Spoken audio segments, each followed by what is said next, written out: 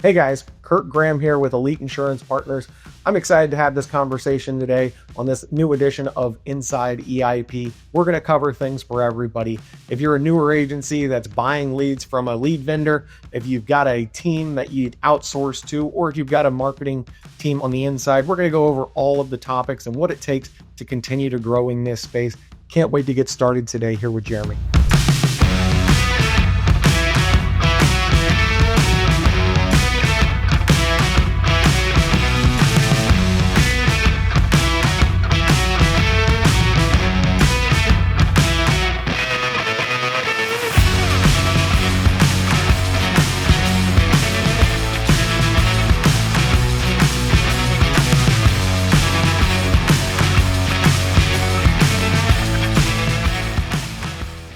We've got Jeremy Hodgins. He's the director of marketing, has been with the company for some time now, has a lot of experience even before joining EIP.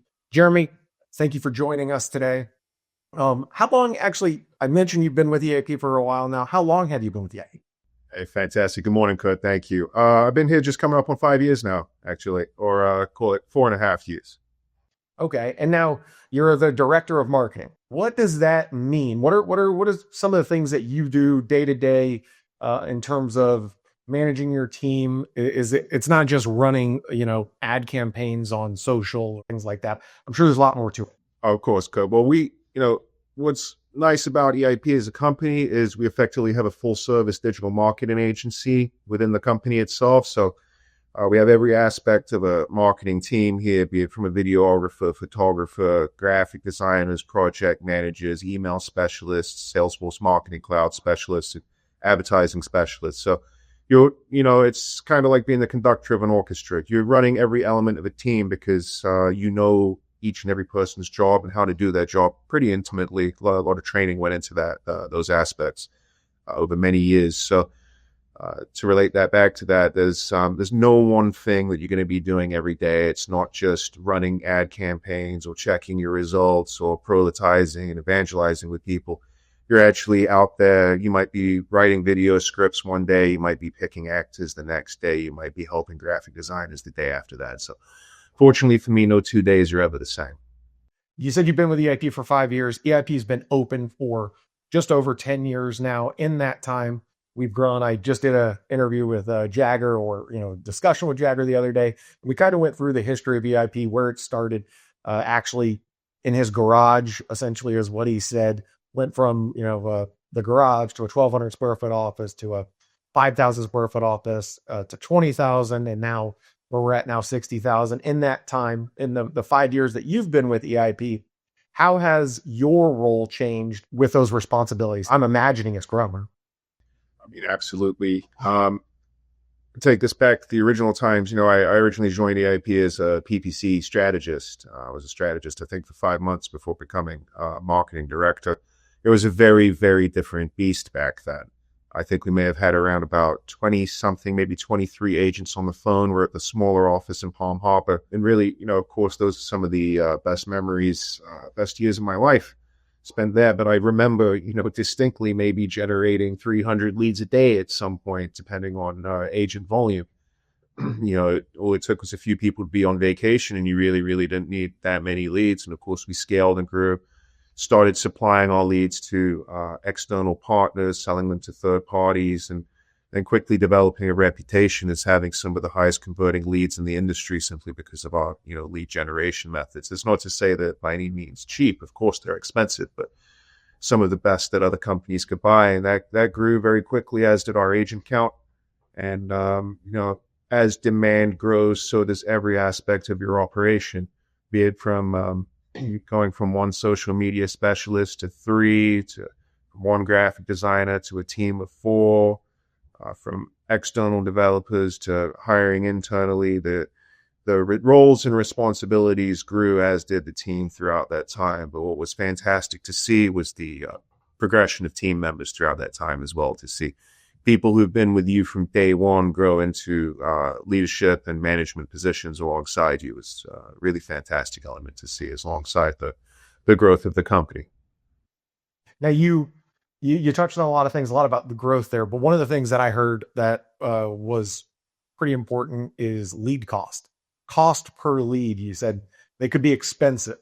I think that you need to kind of clarify what you mean by that, because an expensive lead isn't a bad lead, and a cheap lead isn't a good lead, right? And vice versa. They can work in both directions.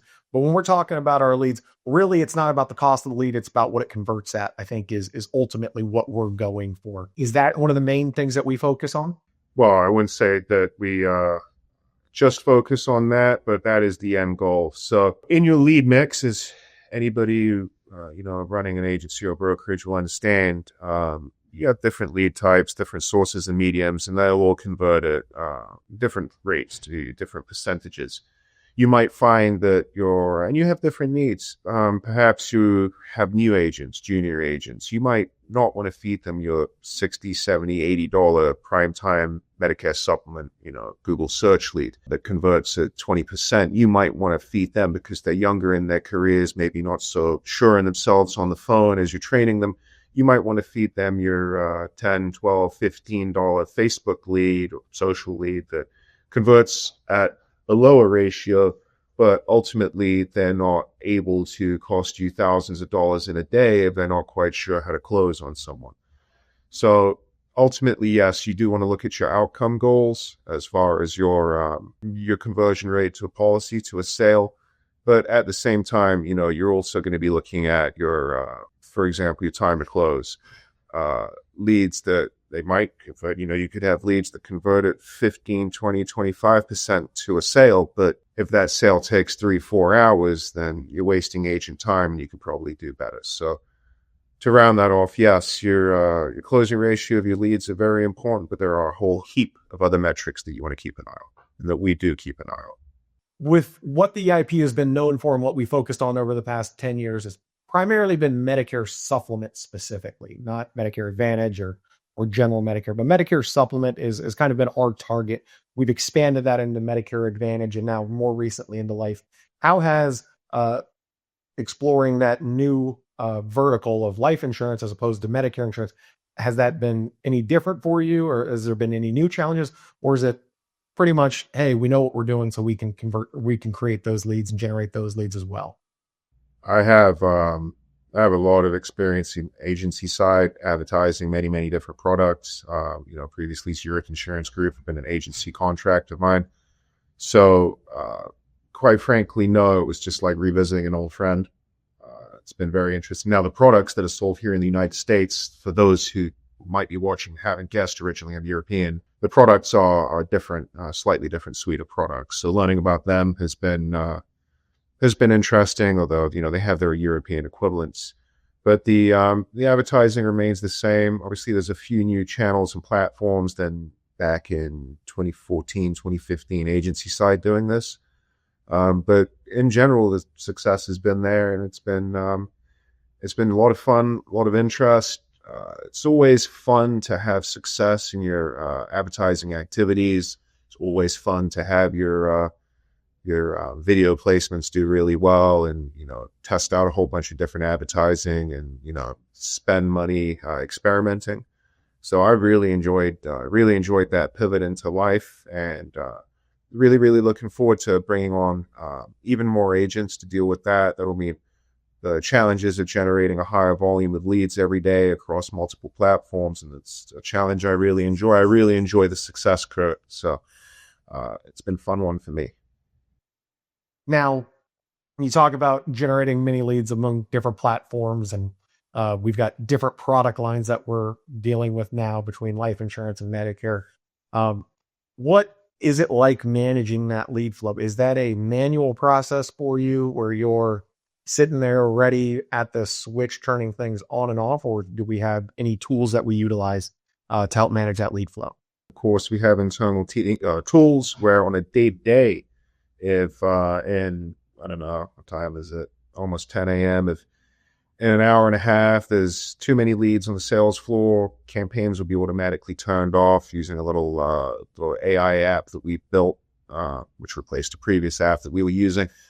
But that's on the day-to-day. On the on the month to month, so to speak, when you're managing the effects of new groups of agents and meeting much higher volumes. And of course, your no app, no piece of AI or machine learning is going to change the fact that we need to generate new creatives, be they graphic, be they video, have new concepts, have new video concepts, film those, hire actors, edit them, traffic campaigns. Nothing's going to replace the creative services element of things, nor would I want it to.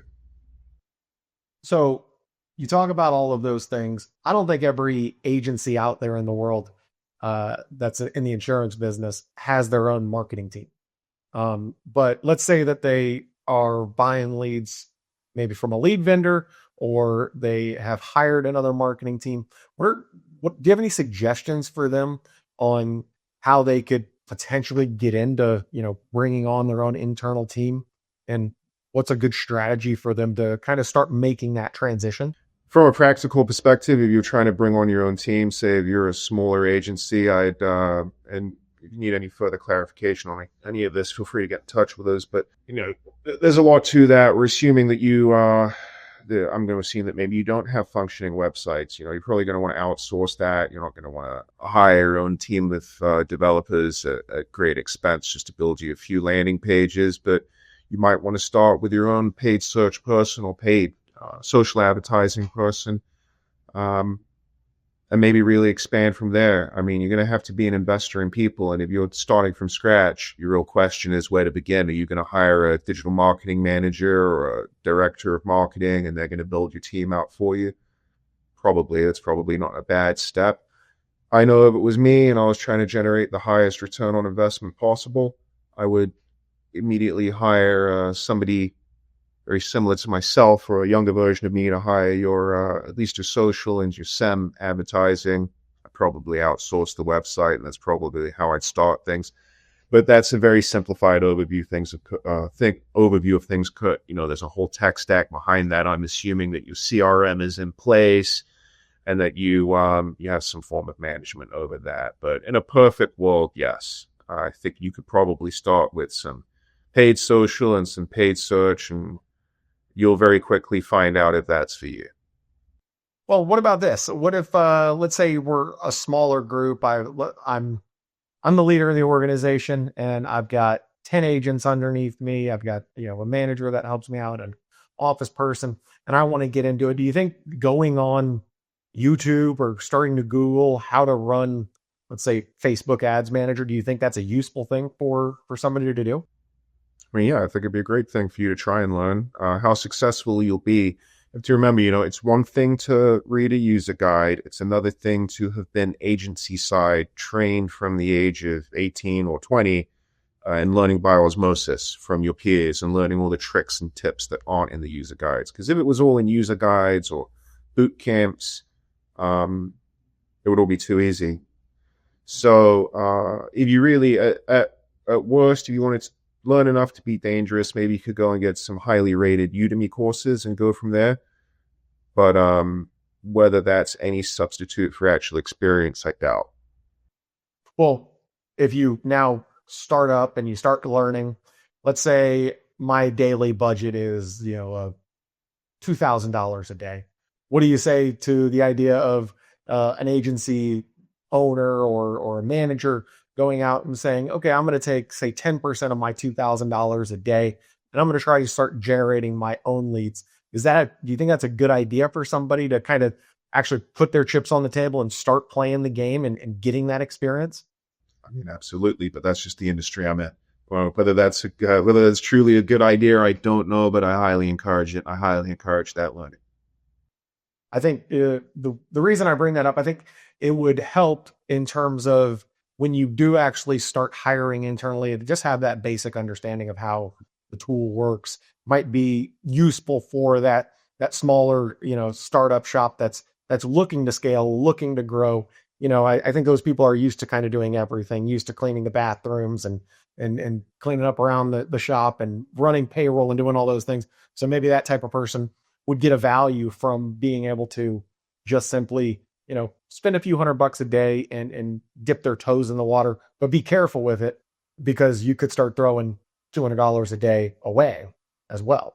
Yeah, I mean, but you'll have to learn to take that risk if you work in advertising in any great capacity. You'll eventually pass the point where $200 a day is of any great concern. And yes, that level of learning, if you are the chief bottle washer and cleaner of your agency, absolutely do that learning. If you're planning to expand and hire marketeers, then you'll need to, if I put it this way, you can't manage what you don't understand. So maybe you should get some understanding if you intend to manage and hire those people.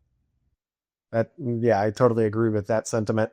Is having having just kind of that basic knowledge to be able to know if the person that you're talking to is a snake oil salesman. Because I've been in this business for a long time and I've dealt with people, and there's a lot of snake oil salesmen out there. That's a great warning to anybody watching this one and perhaps thinking of hiring internally, is that there's no barriers to entry traditionally in advertising, especially in more junior positions. So there's no barriers to entry, college exams or whatever. Then, you run that risk and you will run into a lot of snake oil salesmen. If you want to avoid that, you really want to be looking at people's portfolios and really what their budgetary spends were. You're going to want to see that evidenced before you hire or work with someone. What do you mean by budgetary spends? You're talking about what they were doing in their last role, or what they were spending on a daily or monthly basis? It doesn't need to be their last role, because some people go from high budget to small budget and do just as good a job at managing. But you're going to want to see, at the very minimum, kind of naughtily, maybe you're going to want to see some screenshots of previous ad accounts and previous spends that you can attribute directly to them. Obviously, if someone comes to you with a screenshot of an agency's ad account, it's going to look like it spends $20 million a month. It probably wasn't all on them. So like we were saying with the snake oil salesman, and what I was saying with you can't manage what you don't understand, I would say definitely get some understanding in before you try hiring and managing these people. Now, when you talk about monthly ad spend, let's take a step back and go back to when you first started at EIP. You're talking about 300 leads a day. What type of daily ad spend is that? How much was that roughly back then? Kurt, I can't remember 4.5 years ago, mate. I couldn't tell you with any great accuracy. I can tell you today, today at current volume, spending north of $60,000 to $80,000 a day on advertising on your average day outside of AEP. But I'd have to look it up. I couldn't tell you a couple years ago, let alone 4.5 years ago, my friend. I understand. Now, that sounds like a huge number. We're talking about buying a luxury vehicle on a daily basis in terms of our daily ad spend. What are some of the key indicators that we look at to make sure that everything is going in the right direction? Is it purely cost per lead? Is it return on ad spend? Is it cost per acquisition? What are the details that we focus on? I mean, ultimately, everyone's looking at their return on ad spend, Kurt. I mean, when we're talking about high spend accounts, from the get-go, you have your safeguards and barriers. That's constant monitoring throughout the day, pacing, and spend caps, because you wouldn't want anything to run away with you or run away on you. Further to that, though, you are always looking at your return on your ad spend. Why would if I'm not making a return on investment, why would I spend that money? Why would I generate those leads? Why would I generate those direct consumer sales? Why would I run those ads? So everybody and anybody should be very, very hyper-focused on their ROAS. Fortunately, here at EIP, I was very fortunate to join a very, very data-driven company that kind of complements my way of looking at things.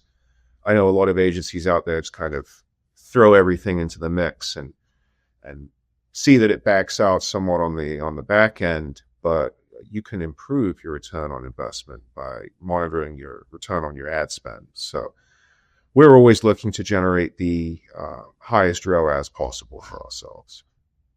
So now looking at just general ad spend, but breaking it down to campaign level, to the actual platform that we're generating it on, is that what you're referring to? I mean, not just the platform. We go down to the individual ad, down to the audience level. That's a lot of layers of optimization that can be carried out and that should be carried out. It just depends if you have the expertise and the knowledge to know how to do such things, as well as the financial backing. You just mentioned the experiments that we're running on a constant daily basis. And one of the things you mentioned a lot was ad copy and creative.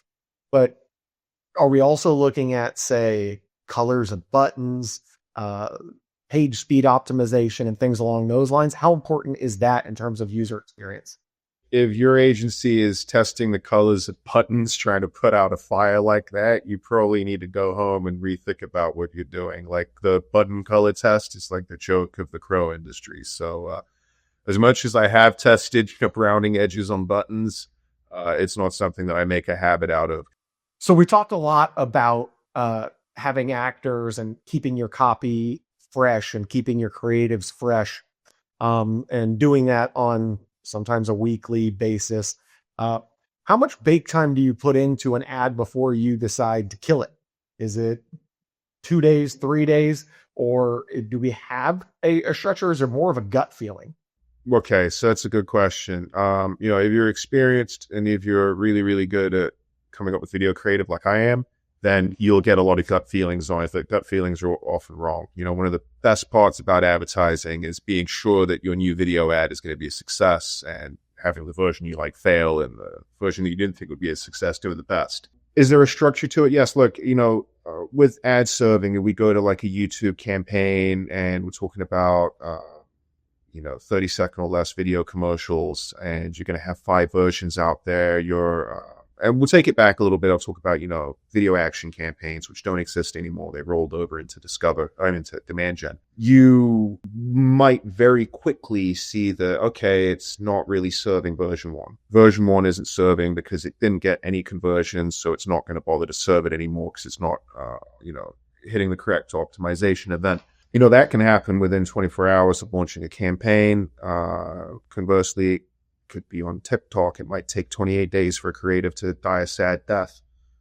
That's not just the only issue, though. Say it is, give you an example, it's a life video commercial.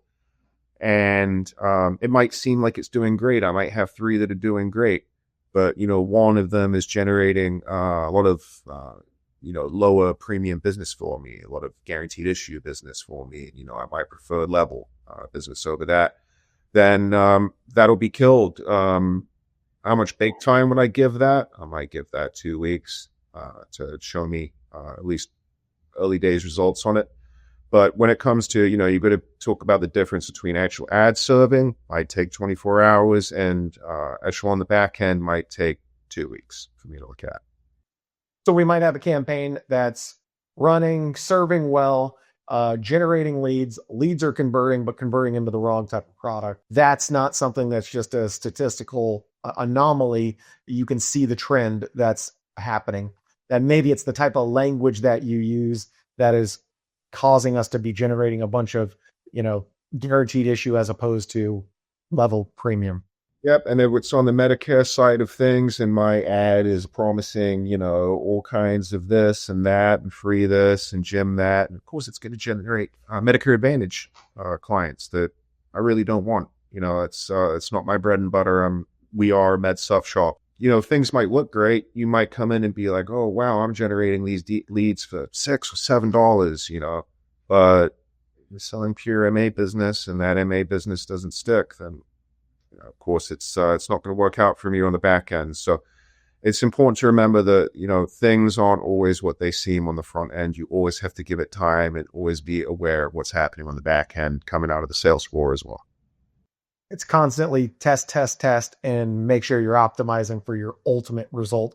I know personally, I've run campaigns in the past. I've done a lot of marketing. I've never had quite the type of ad spend on a daily basis that EIP as an organization has, but I've spent, millions of dollars on Facebook ads and on Google ads myself.